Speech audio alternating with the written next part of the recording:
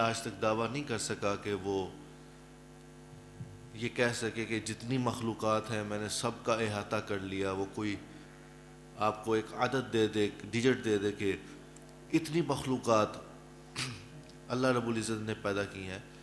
اللہ تعالیٰ کی مخلوقات کا کسی کو علم ہی نہیں ہے. تو لکھا کہ جتنی مخلوقات اللہ نے پیدا کی ہیں اس کے برابر اللہ تعالیٰ نے اس کو پر عطا کیے ہیں. یعنی کہ ایک انسانی عقل سے ورا ہے وہ کتنے پر ہوں گے. پھر فرمایا کہ جب وہ اپنے پروں کو جھاڑتا ہے, بعض جگہ پہ آتا ہے کہ جب حضور علیہ الصلوۃ والسلام کا امتی جب ایک مرتبہ درود پاک پڑھتا ہے تو وہ جنبش میں آتا ہے فرشتہ. اس کا کام ہی یہی ہے, اس کو پیدا ہی اس لیے کیا گیا.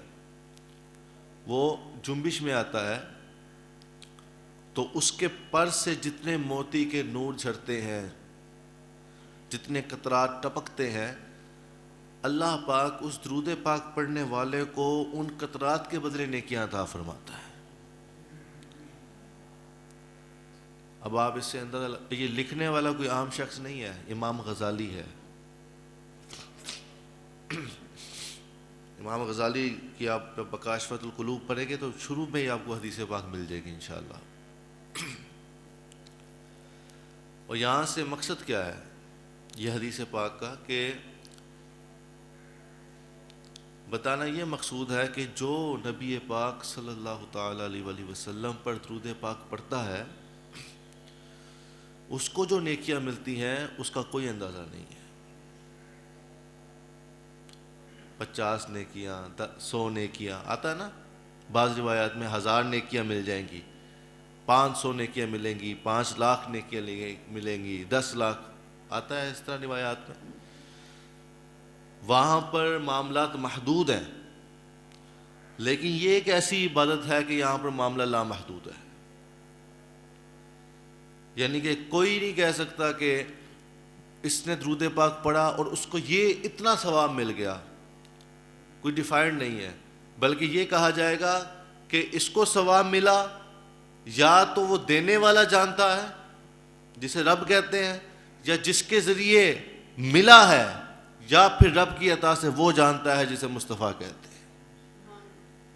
یا رب جانتا ہے یا اس کی بتائے سے مصطفیٰ. اب دیکھیں نا, مصطفیٰ جانتا ہے, میرے آقا دو عالم کی ہستی جانتی ہیں تو فرشتے کا بتایا نا. میرے آقا کے علم کا کیا تقاضا ہے کہ دیکھ لیا کہ اس کا سر کدھر ہے, اس کے پاؤں کدھر ہیں, اس کے بازو کدھر ہیں. اور ایسے ہم نہیں کہتے کہ اللہ پاک نے آپ کو پوری کائنات کا علم عطا کر دیا.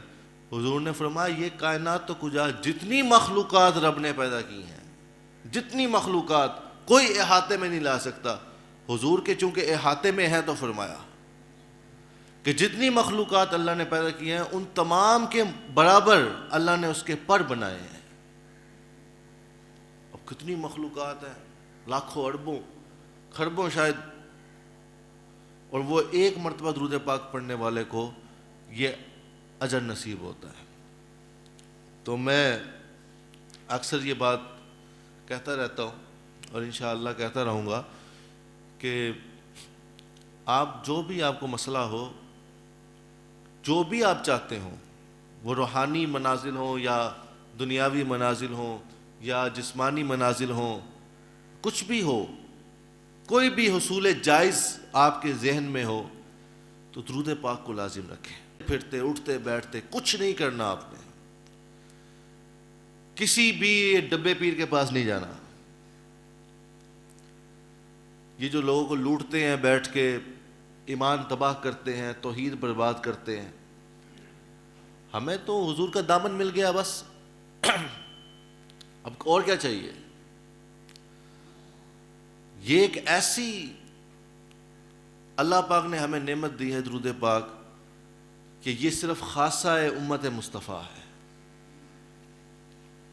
خاصہ امت مصطفیٰ. تو یہ درود پاک کو چھوٹے چھوٹے بچے بیٹھے ہو, جوان لڑکے ہو, لڑکپن, تو آپ سارے بچے بھی درود پاک پڑھا کریں. چلتے پھرتے اٹھتے بیٹھتے کوئی سا پڑھ لیں. اکثر کتابوں میں لکھتے ہیں نا صلی اللہ علیہ وآلہ وسلم, یہ بھی درود پاک ہے. جب آپ کی جو ٹیکسٹ بک ہوتی ہیں اس میں آپ نے دیکھا ہوگا, جب ہمارے نبی پاک صلی اللہ تعالی علیہ وسلم کا اسم گرامی لکھا جاتا ہے تو ساتھ لکھتے ہیں نا صلی اللہ علیہ وآلہ وسلم, لکھا ہوتا ہے نہیں, یہ درود پاک ہوتا ہے. اور یہ لکھا کریں, یہ لازماً لکھا کریں. بعض بچے, اور بلکہ بچے تو بچے, بڑے بڑے افسران ڈنڈی مارتے ہیں. یار عشق میں بھی ڈنڈی ہوتی ہے, عشق میں ڈنڈی نہیں ہوتی, عشق تو بڑا دلیر ہوتا ہے. منافق لوگ ڈنڈی مارتے ہیں, غلط لوگ ڈنڈی, عاشق ڈنڈی نہیں مارتا. عاشق تو کہتا ہے کیا پیش کروں آقا, کیا چیز ہماری ہے, یہ دل بھی تمہارا ہے, یہ جہاں بھی تمہاری ہے. جب میرے نبی پاک صلی اللہ تعالی علیہ وسلم کا نام گرامی, اسم گرامی جب چمکتا ہے آپ کی کتاب پر, رسول اللہ لکھتے ہیں یا سیدنا محمد مصطفیٰ صلی اللہ تعالی علیہ وسلم آپ لکھتے ہیں, تو کچھ لوگ ڈنڈی مارتے ہیں اور وہاں پر اوپر چھوٹی سی سواد ڈال دیتے ہیں.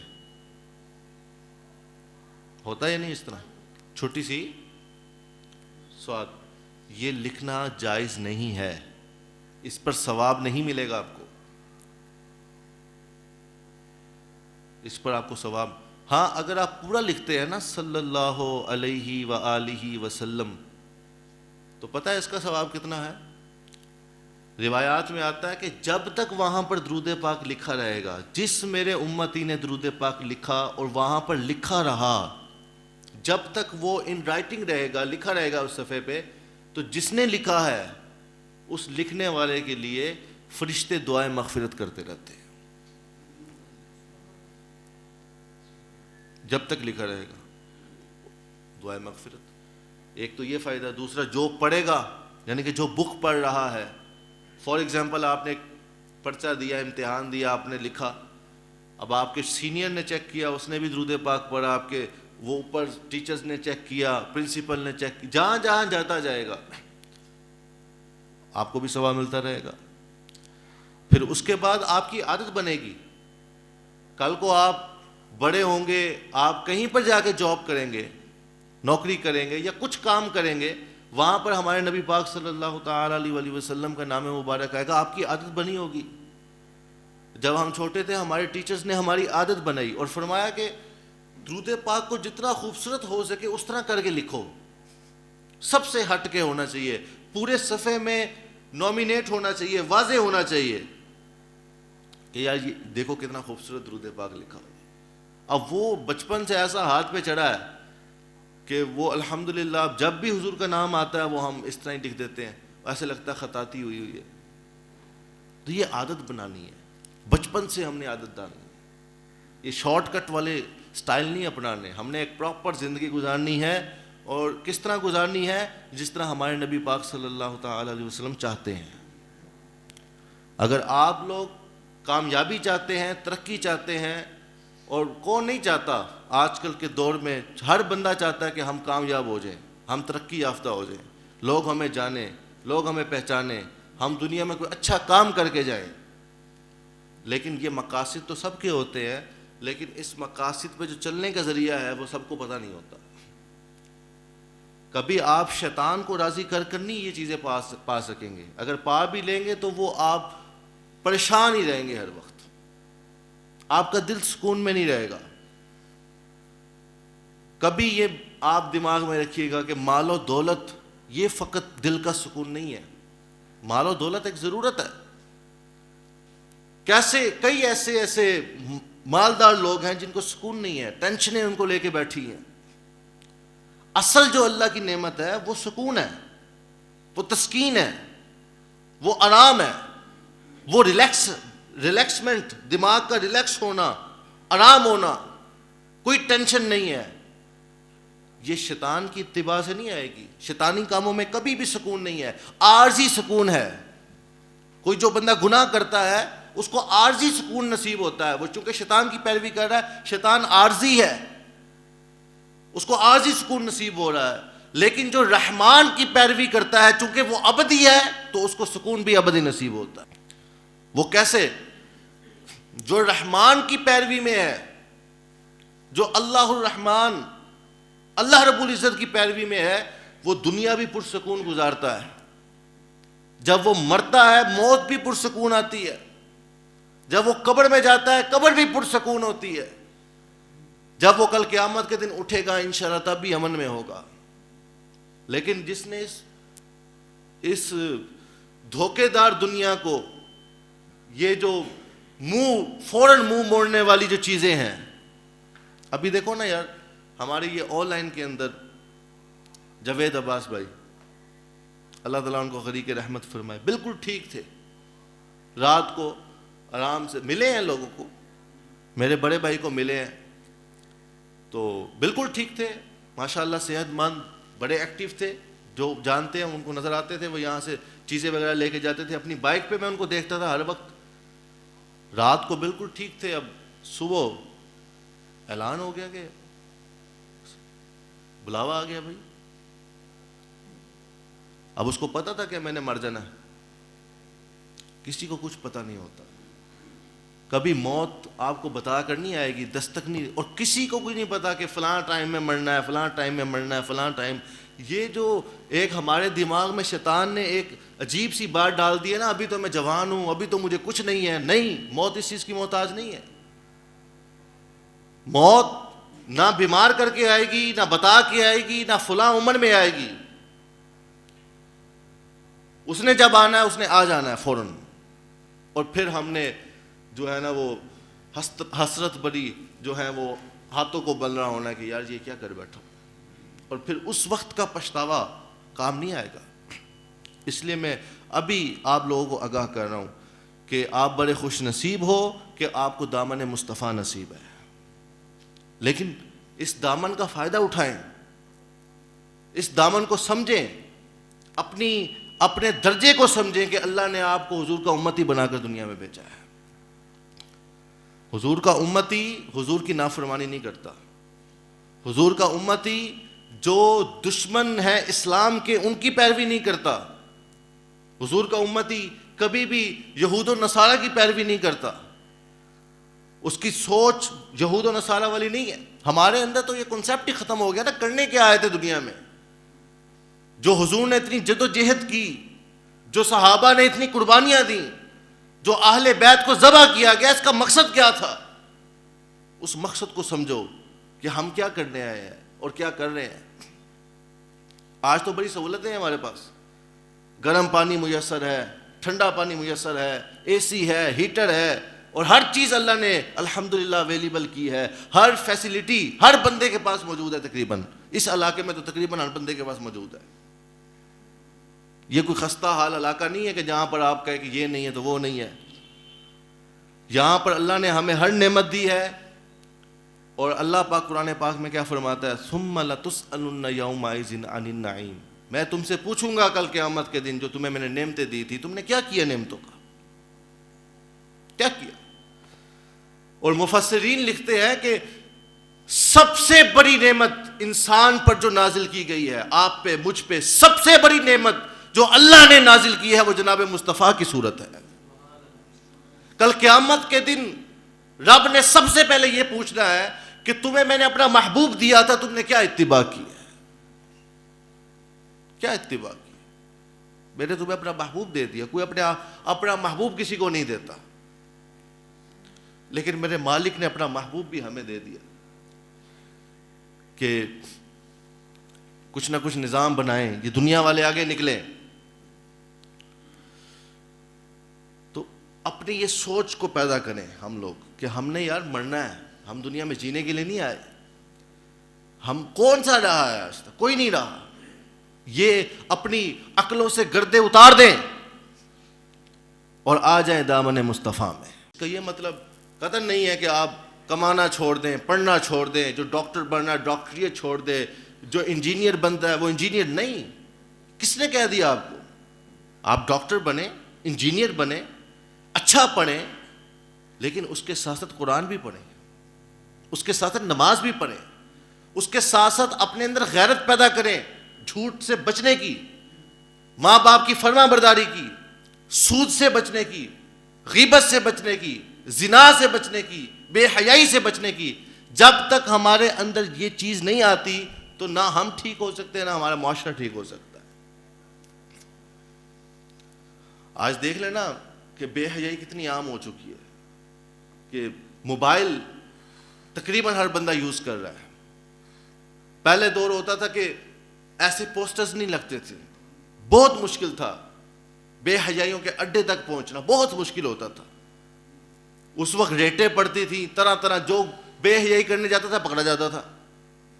عام نہیں تھا، آسان نہیں تھا، آرام سے رسائی نہیں تھی بندے کی. اب تو ہر بندے کی جیب میں بے حیائی.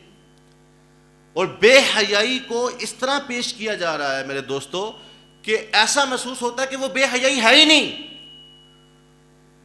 گویا کہ آپ ایک چیز چلا رہے ہیں اور وہاں پر ایک بے حیا لڑکی کی جس نے مکمل کپڑے نہیں پہنے اس کی صورت آ گئی. ہم اپنی والدہ کے ساتھ بیٹھ کے دیکھ سکتے ہیں اس کو. آج کل یہ حیا کا جنازہ نکل چکا ہے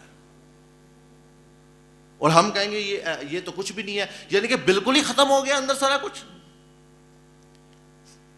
اور یہ میری بات آپ ذہن میں رکھنا، میں اکثر یہ بات کہتا ہوں کہ وہ قومیں فوراً تباہ ہوتی ہیں جن میں سے حیا ختم ہو جاتی ہے.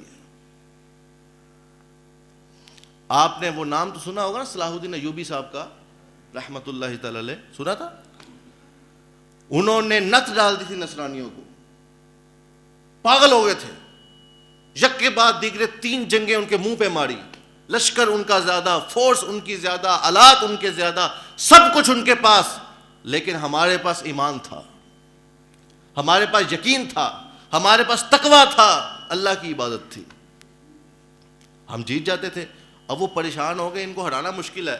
اب انہوں نے ہمیں کیسے ہرایا؟ ایک جنگ ہار کے پھر ہم آگے جا کے. ان کا ایک پادری تھا، وہ بڑا دماغ والا تھا، تیز شیطان شرارتی انسان. اس نے کہا جی ایک طریقے سے آپ مسلمانوں سے جنگ جیت سکتے. اس نے کہا جی وہ کس طرح؟ کہنے لگے آپ ان سے جنگ جو ہے نا وہ فورس کی بنا پر، آلات کی بنا پر نہیں جیت سکتے. جب تک آپ ان کا ایمان کمزور نہیں کریں گے آپ ان سے جنگ نہیں جیت سکتے. اس نے کہا جی پھر ایمان کس طرح کمزور کریں گے؟ اس نے کہا دیکھیں جی سرے عام تو یہ ایمان ان کا کمزور نہیں ہونے والا. یعنی کہ آپ یہ کہیں کہ میں شرابیں بھجواؤں تو یہ شرابیں نہیں پئیں گے سرے عام، چونکہ یہ غیرت والے بھی ہوتے ہیں. انہوں نے کہا پھر کیا کریں؟ انہوں نے کہا ہڈن، خفیہ طور پر ان کو ہم ایمان سے کمزور کرتے ہیں. کہتے ہیں وہ کس طرح؟ کہہ لیں گے جب رات کا اندھیرا ہوگا کسی فوجی کو وہاں سے خریدیں اور اس کو غلط جو بے حیا تصویریں ہیں جو دیکھ کے انسان کا بس رونگٹے کھڑے ہو جائیں، گندی ترین تصویریں وہ بنائیں. ان کے اندر تو غیرت نہیں ہے. وہ تصویریں بنائیں اور فوجیوں کے خیموں میں پھینک دیں. جب وہ ان میں سے چلو 100 میں سے 2 دیکھیں گے، پھر 2 سے 3 دیکھیں گے، 3 سے 4 دیکھیں گے. اس طرح ان کے اندر بے حیائی عام ہوگی. جب بے حیائی عام ہوگی تو ایمان کمزور ہوگا. بے حیائی عام ہوگی تو ایمان کمزور ہوگا. جب ایمان کمزور ہوگا ہم ان پہ غالب آ جائیں گے. That's all. لو جی 1 سال انہوں نے یہ کام کیا، انہوں نے اور کوئی کام نہیں کیا، انہوں نے کوئی چکر نہیں چلایا، انہوں نے یہی کام کیا. اور وہی ہوا کہ فوجی میں سے آدھے فوجی کمزور پڑ گئے، بے حیائی میں پڑ گئے، طاقت ہی نہیں رہی. چونکہ طاقت ایمان سے ہے مسلمان کی، ایمان ہی چلا گیا. اب یہ جو آج کل کا سوشل میڈیا ہے وہ ہمارا ایمان کمزور کر رہا ہے. اللہ ماشاء اللہ کوئی ہوگا 1% 2% شخص کہ جو سوشل میڈیا کا درست استعمال کر رہا ہو. 99.9% لوگ اس کا غلط استعمال کرتے ہیں. تو ہم کب کامیاب ہوں گے؟ یہ قوم کب کامیاب ہوگی؟ یہ قوم تب کامیاب ہوگی جب ہمارے اندر حیا ہوگی. پہلا دور آسان تھا، اچھا تھا. پہلے دور میں پھر بھی کوئی حیا تھی. تو بہرحال اب وقت پورا ہو گیا، باتیں تو ختم نہیں ہو سکتی، لیکن یہاں سے میرا ایک پیغام آپ لے کر جائیں، سب جتنے میرے سننے والے بچے جوان جو بیٹھے. اگر ہم ایک عظیم قوم بننا چاہتے ہیں اور ہم یہ چاہتے ہیں کہ ہم پاکستان کو ترقی دیں، ہم چاہتے ہیں نا سارے کہ پاکستان کو ترقی آئے، مسلمانوں کا ڈنکا بجے، ہماری ایک طاقت ہونی چاہیے، ہماری ایک پہچان ہونی چاہیے، ہم ایک کامیاب انسان بن جائیں، یہ سب چاہتے ہیں، میں بھی چاہتا ہوں الحمدللہ. لیکن ہمیں اس کے لیے کیا کرنا ہے؟ ہمیں سب سے پہلے کام کرنا ہے، آپ نے اپنے نبی پاک علیہ الصلوۃ والسلام کی اتباع کرنی ہے. سب سے پہلا کچھ نہیں کرنا. اور سب سے پہلی اتباع میں سب سے پہلا کام ہے نماز. بقیہ آگے چل کے پھر آپ سیکھتے جائیں گے. تو نماز نہیں چھوڑنی, کچھ ہو جائے, جان نکل جائے, نماز نہیں چھوڑنی. جب آپ نماز پڑھیں گے آپ میں تقویٰ آنا شروع ہو جائے گا, آپ میں حیا آئے گی, اور کئی ایسی چیزیں آ جائیں گی. ایک یہ چیز کرنی ہے.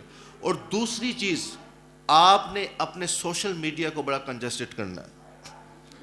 اس کے اندر نہیں پڑھنا. اس کو طلاق دے دے فون کو, اس کو کہ جائے بھاڑ میں, کہ اگر تو میرے رب کی یاد میں آ رہا ہے تو تیری کوئی ضرورت نہیں ہے, مجھے میرا رب چاہیے بس.